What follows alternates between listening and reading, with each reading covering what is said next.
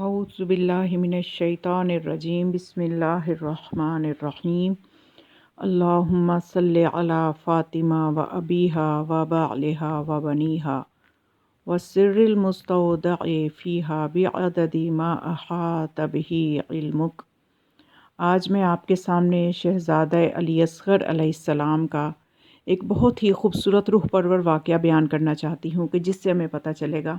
कि ये शहज़ादा भी बाबुल हवाइज है, और जहाँ उलमा और मुज्तहिदीन शहज़ादा अली असग़र के वसीले से दुआएं करते हैं, और एक आलिम दीन, एक मुज्तहिद जो हैं वो लामा तबाई, वो तो ये लिखते हैं कि उन्हें जब भी कोई मुश्किल होती थी वो जनाब अली असग़र की मजलिस मानते थे, तो उनकी मजलिस मानने की देर होती थी कि उनकी मुश्किल दूर हो जाती थी।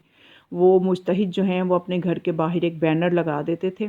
कि कल इस जगह पे मेरे घर में शहज़ादा अली असग़र की मजलिस है, उनका ज़िक्र किया जाएगा, उनके मसाइब बयान किए जाएंगे। तो अगले दिन जब मजलिस होती, उसके बाद लोग उन आलिम दीन से, मुज्तहिद से पूछते कि क्या शहज़ादे ने आपकी मुश्किल दूर कर दी? तो वो फरमाते थे बिल्कुल मेरी मुश्किल दूर हो गई। और मैं आपको ये बताऊं कि मैंने ख़ुद भी ये तजर्बा किया है कि बहुत ही मुश्किल मरहले में, कि जब कोई हाजत पूरी नहीं हो रही होती, कोई मुश्किल दूर नहीं हो रही होती, तो मैंने ख़ुद जनाब अली असग़र अलैहिस्सलाम की जब भी मजलिस की मन्नत मानी तो मेरी वो मुश्किल दूर हुई, मोजज़ाना तौर पे दूर हुई। तो जनाब अली असग़र अलैहिस्सलाम भी बाबुल हवाइज है। ये बाबुल हवाइज शहज़ादा है जो हवाइज को, हाजतों को पूरा करने का दरवाज़ा है। तो ये जो वाक़या मैं आपके सामने पेश कर रही हूँ, ये किताब खरूश खुदा सफ़ा नंबर 83 पे अली रज़ा सब्ती गजवान ने ये वाक़या लिखा है। एक ऐसे आलिम दीन के बारे में लिखा है कि वो लिखते हैं उस किताब में कि आलिम दीन जो कि मशहद से करबला मुअल्ला काफ़िले ले जाया करता था, और वो आलिम दीन ख़ुद बयान करते हैं कि मैं मशहद एयरपोर्ट पर ज़ायरीन के कामों में मसरूफ़ था कि इसी असना में दुबई और तुर्की के जहाज़ों की एक उड़ान का वक्त था और मुसाफिर सवार हो रहे थे। बाज़ ज़ायरीन मुझसे कहने लगे, मौलाना, नजफ़, दुबई और तुर्की के मुसाफिरों के ज़ाहरी हुलिये का आपस में फ़र्क देखिए। यानी जो नजफ़ के ज़ायरीन थे उनके हुलिये इस्लामी थे, और जो दुबई और तुर्की के ज़ायरीन थे, जो मुसाफिर थे, दुबई और तुर्की के जो मुसाफिर थे, उनके हुलिये तो इस तरह के थे कि जो इंसान देख के शर्मा जाए। कि उसके बाद वो इस तरह की बातें कहता है कि मैं कर रहे थे हम लोग, तो और इस तरह से, यानी उनके जो हुलिये पे भी हम बात कर रहे थे, और मैं मसरूफ़ था इसी तरह से ज़ायरीन के जो काम होते हैं उनमें मसरूफ़ था। इसी तरह के कामों की मसरूफ़ियत के साथ ही मैंने देखा कि एक मर्द और औरत एक जवान लड़की के साथ हमारी तरफ आते दिखाई दिए, और उनका ज़ाहरी हुलिया भी दुबई तुर्की के मुसाफिरों से मिलता जुलता था, यानी यूरोपी तर्ज का था। मेकअप किया हुआ था बच्ची ने, वो जो लड़की थी जवान साथ, उसने मेकअप किया हुआ था और हिजाब भी नहीं था। तो लेकिन वो, मुझे हैरत हुई कि जब वो हमारे पास पहुँचे तो कहने लगे, करबला जाने वाला काफ़िला यही है?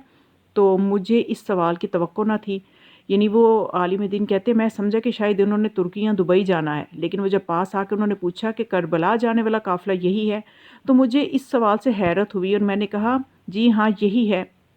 तो वो खुश होकर बोले, अगर खुदा कबूल करे हम भी करबला के ज़ायर हैं। और वो कहता है कि मैं, वो आलिम दीन जो कि ज़ियारात के काफ़िले लेके जाते थे, वो कहते हैं कि मैं हैरान हो गया, और मैं जो आज तक तकरीबन 300 ज़ियारती काफ़िले ले जा चुका था और अभी तक ऐसे ज़ायर मैंने नहीं देखे थे। तो मुझे थोड़ा झटका सा लगा, लेकिन हज़रत के ज़ायर होने की वजह से उनको खुशामदीद कहा। बिलाखिर तमाम ज़ायरीन जहाज़ में सवार हो गए। मैं भी अपने दीनी फ़रीज़े और हत्ता अपने शुग़ल को देखते हुए जहाज़ के परवाज़ करने से पहले अम्र बिल मारूफ़ नही अनिल मुनकर करना शुरू हो गया। तो यानी मकसद उसमें ये था कि कुछ तरबियत हो जाए साथ साथ काफ़िले के लोगों की। तो मैंने कहा, ये मुक़द्दस जगह है जिनको ज़ियारत की तौफ़ीक है, खुदावंद आलम ने हमें जो दी है, ये हमें इसका एहतराम करना चाहिए। ये जगहें बहुत ज़्यादा एहतराम रखती हैं और ज़ायरीन पर लाजिम है कि उनकी हुर्मत को महफूज रखें। लेकिन उस फैमिली की बेटी, वो जो जवान लड़की थी और उसके हिजाब वगैरह का कोई लिहाज नहीं था, तो वो गोया मेरा मकसद उसी को कहना था। एक रंजीदगी, और वो लड़की रंजीदगी और लापरवाही के ज़रिए उसने मुझे समझा दिया कि वो मेरी बातों को कोई अहमियत नहीं दे रही, वो मेरी बातों को अहमियत देने की कायल नहीं है। इसी तरह हम नजफ़ अशरफ पहुँच गए। मैं मुख्तलिफ़ मौक़े पर कहता रहा, मुक़द्दस मुकामात हैं, हर फ़र्द कम अज़ कम अपने ज़ाहरी हुलिये को सही रखे, ज़ाहरी हुलिये को ठीक रखे, और वो लड़की भी लापरवाही करती ही रही।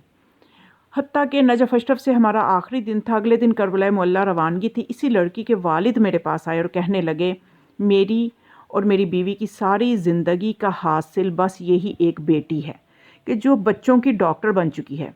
شاید ہماری عدم توجہ سے وہ بس اپنی تعلیم میں مصروف رہی، اس میں کامیاب ہو گئی اور دینی اور اخروی اعتقادات سے تقریباً کچھ نہیں جانتی۔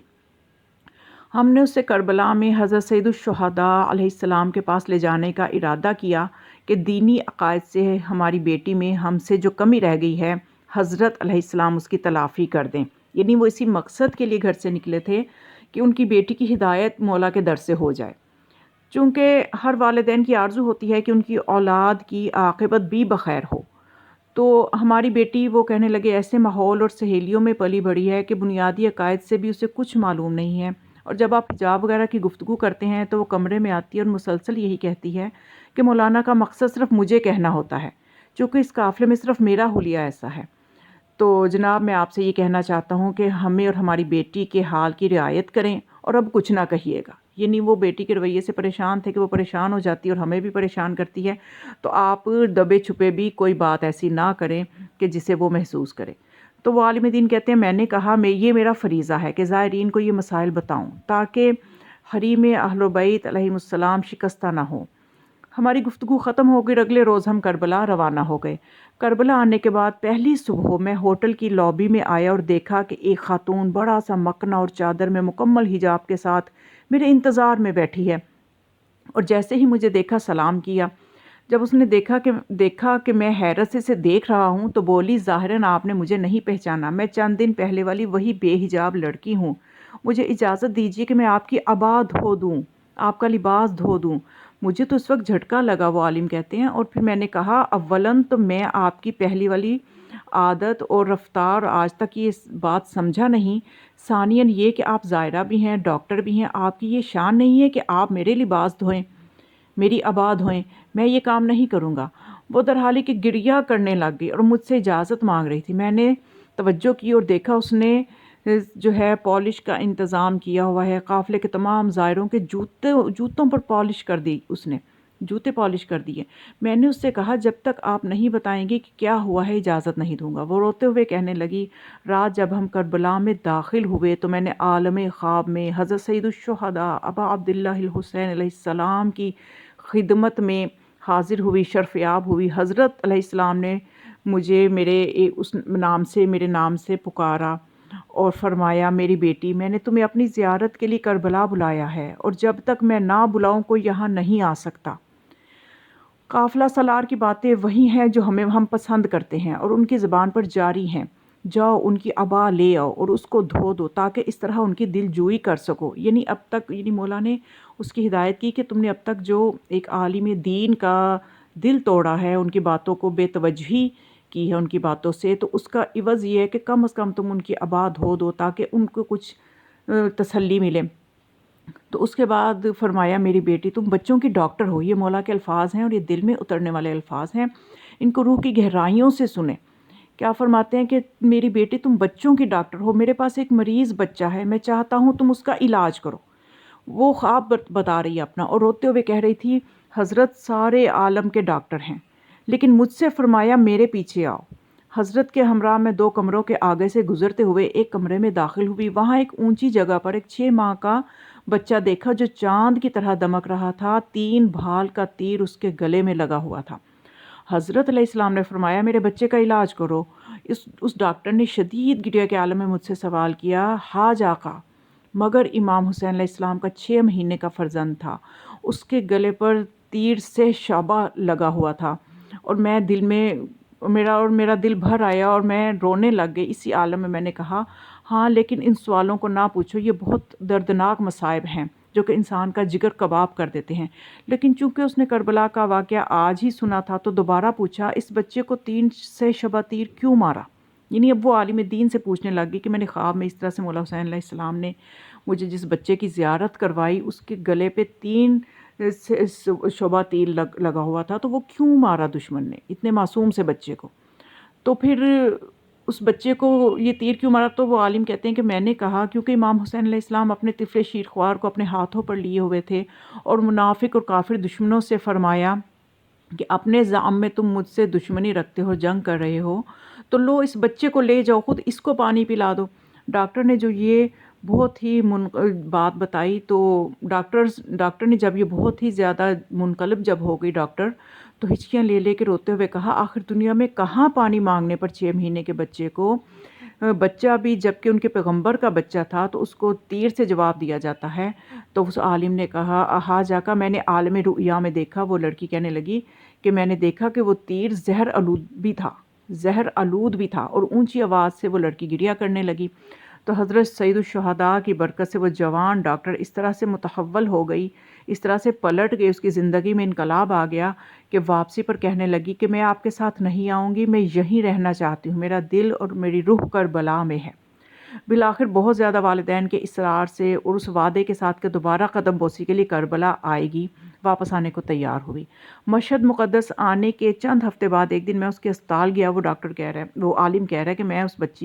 اس لڑکی کے ہسپتال گیا، میں نے دیکھا کہ دیوار پر امام حسین علیہ السلام کی احادیث لکھی ہوئی ہیں، اور وہاں تو وہ بالکل ایک بدلی ہوئی مومنہ صالحہ ڈاکٹر بیٹھی ہوئی تھی، اور حضرت سید الشہداء کی عاشق تھی، ایک ایسی ڈاکٹر جو بہت زیادہ باوقار اور حسینی ہو گئی تھی، اور مریضوں کے لیے بھی اس کے اسپتال میں لائن لگی ہوئی تھی۔ اس نے خوش اخلاقی سے میرا استقبال کیا اور کہنے لگی آپ کو یقین نہیں آئے گا کہ جب سے کربلا سے مشہد واپس آئی ہوں، حضرت امام حسین علیہ السلام نے میری نگاہوں کو اور میرے قلم کو ایک عجیب تاثیر بخش دی ہے، اور میں بیمار بچے پہ جب نظر ہی ڈالتی ہوں تو بچے کی بیماری کو بھی تشخیص کر لیتی ہوں، اور یہاں تک کہ ان کو کسی بھی طرح کے الٹرا ساؤنڈ یا کسی بھی طرح کے جو ہے ضرورت نہیں پڑتی ہے ٹیسٹ کروانے کی، میں بیماری کو ایسے ہی بھانپ لیتی ہوں، اور دوا کے پہلے پرچے پر سے ہی مریض ٹھیک ہو جاتے ہیں۔ یعنی اس طرح کی دوا مجھے مولا کی طرف سے عطا